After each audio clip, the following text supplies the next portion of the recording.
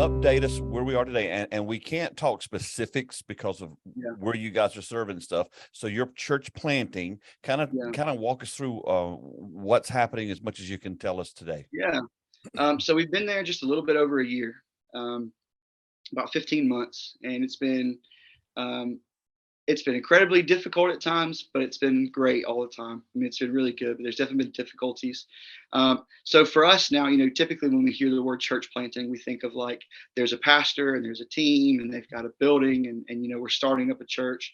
And there's a place for that. And we spent a few years doing that and have really loved it. But so where we're at, our focus is to hopefully one day to build a house church around us. But where we are, that's not allowed.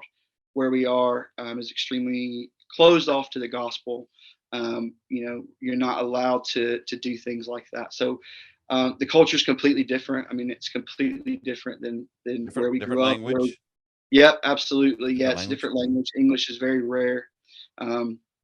So back to Dale is a perfect like tie-in. As you were saying. So for us, like we look at like church building as the goal. We want to build church. We want to have a place where people come in and worship. We want to have a place where people come in and be taught and, hear the word, a place where people gather together and pray for one another, all the things that encompass the responsibilities of the church. That's the goal.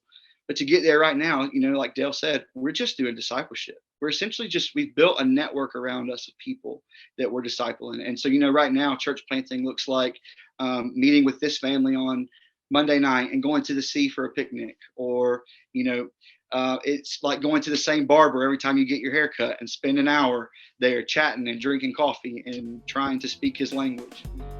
Be sure to check out the full episode of the 95 podcast by going to 95network.org/podcast.